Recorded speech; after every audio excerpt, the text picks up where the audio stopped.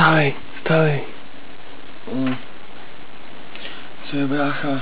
Došel mi já a potřebuji upravit vlasy. Tak jdi k autu, hnedka tam sem a pojedem.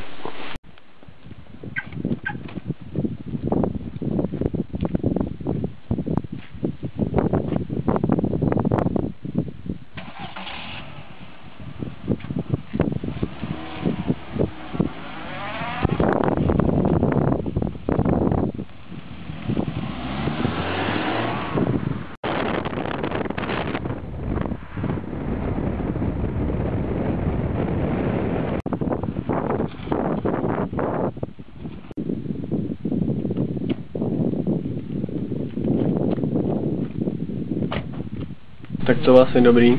Jo, máš to jako fakt super, ale už mě nebaví, jak mě ráno pořád budíš, tak na tady máš to a kup si, jo. Dík, čau.